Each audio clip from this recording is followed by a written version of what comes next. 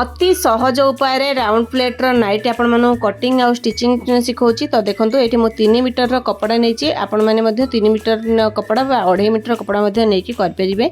तो ये जेहेतु डबल एक्सएल रहा तो देखो मुझे देखो ओपन साइड टाक ऊपर को रखी जोटा कि देखो यहाँ खोला साइड मुझे 4 परस्तर ये कपड़ा टी पकई आपण मैंने ध्यान दे दिंतु जे मु कपड़ा टी केमती पकई सेमती आपण मैंने कपड़ा टी पकातु। तापर देखो ऊपर को तो क्लोज साइड अच्छी तलू मोर खोला साइड अच्छी कहीं हाथ ऊपर मु बाहर करी 3 इंच आपण मैंने छाड़देवे जेकोसी मापर नाइट हो 3 इंच आपण मैंने छाड़देवे। मुझे कांध ये 9 इंच नहीं जेहेतु यहाँ डबल एक्सएल मान 40 ରୁ 42 साइज लोक मानी आपण मैंने जब 32 कि 34 कि 36 साइज थो तो आपण मैंने काख 8 इंच ने मुझे देखो कांध ये 4 इंच नहीं जापर देखो तलू को मुझे 8 इंच गोटे मार्किंग करोटा कि देखो बॉक्स भाया तो प्रथम करदे 1 इंच आपण मैंने ऊपर को एक्स्ट्रा मार्किंग करदेकी तापर देखो मुझे जमी 1 इंच आपण मानक मार्किंग करके देखा सेमती मार्किंग करदेकी राउंड शेप देदेवे। आ देखो राउंड शेप देला बेले आपण जेहेतु एटा राउंड शेप रे बनाउचंती बा राउंड नेक बनाउचंती तो राउंड शेप देदेवे।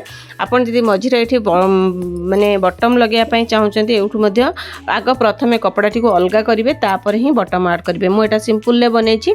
तो देखो कांध आपण मानकर जेतिकी थिबो कांध आपण मानकर जेतिकी थिबो नॉर्मली आपण माने हाथ जेतले बाहर करचंती हाथर लेंथ आपण माने नै जिवे। मु एठी 7 इंच रे नैछि हाथटी तो हाथ लेंथ नहीं सारापर से ही आपण मैंने क्रॉस रे मुझे माने पकाउची फिताटी को सेमती क्रॉस रे पकईदेवे पकईदेकी 1 इंच एक्स्ट्रा नहीं कि मैंने कांधर मार्किंग करदेवे कहीं आम किसी सेप देवा दरकार नहीं कहीं नाइट आमको ढिला ही पिंधती तो ढिले आपण मानू किसी सेप देवा दरकार नहीं। आपण मैंने जो मैंने नुआ स्टिचिंग शिखुंट जदि ट्राए करने को चाहते शाढ़ी किंबा धोती रे प्रथमे ट्राए करूँ तापर आपण मैंने थरे कर सारापर नुआ कपड़े आप ट्राए करेंगे। आपण मानक जदि स्मॉल साइज अच्छी आपण मैंने 2.5 इंच करेंगे।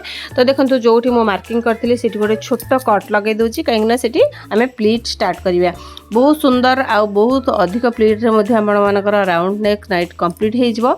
तो बहुत सहज उपाय आपण मानक भिडियोटी स्लो करके देखा तो भिडियोटी भल लगी गोटे लाइक निहाती करदे आउ परिश्रम गोटे सब्सक्राइब जी आपण मैंने निहाती करदे। तो तापर देखो एमती मु कटिंग तो करदे तापर देखो आम चलतु हाथटा कटिंग करवा। हाथटा मुझे कटिंग कर दूची हाथटा कटिंग कर सारापर जो भी एक्स्ट्रा कपड़ा बड़ी से आमर किसी भी फोपाड़ार ना तो छोट कट लगेदेवे हाथटा जॉइंट रे जेहेतु थिला ताको आपण माने एमती ओपन करदेवे ओपन करदेले दीटा हाथ आमको मिल जाव। तो हाथ देखो एमती हाथटा आमर जॉइंट रे थिला मुझे खोल देजी तो हाथ दीटा बाहरी गला। तापर देखो एक्स्ट्रा कपड़ा जीतिकी थिला सेतिकी मु क्रॉस पट्टी बाहर करी क्रॉस पट्टी देखो एमती ही आपण मैंने क्रॉस पट्टी बाहर ये 1.5 इंच पाखापाखि मुझे गोटे गोटे क्रॉस पट्टी नहीं तो 4 परस्त जेहेतु अच्छी यहाँ आराम से आपण मानकर 2टा राउंड रे हो। आउ जो हाथ पाखु आम एक्स्ट्रा कपड़ा बाहर जानिले आपण मैंने ये पॉकेट ऐड करें ना तो ये फ्रंट रे बॉटम पट्टी यूज करें जहाँ भी आपण मैंने करें। तो देखो प्रथमे तो चलतु यार स्टिचिंग करवा मेसीन पाखक जाकि देखो हाथ यहाँ प्रथमे मुह सिलाई कला टाइप्र आपण मैंने एमती स्टिचिंग करदे। हाथ मो 2टा तो हाथ एमती मुह सिलाई करदे तापर देखो ये छोट छोट प्लीट पकेबा केमती बेकटा देखो मु गोटे पट कांध ये जॉइंट करदे आपण मैंने 2टा आग प्रथमे प्लेट पकई सारापर जॉइंट करेंगे।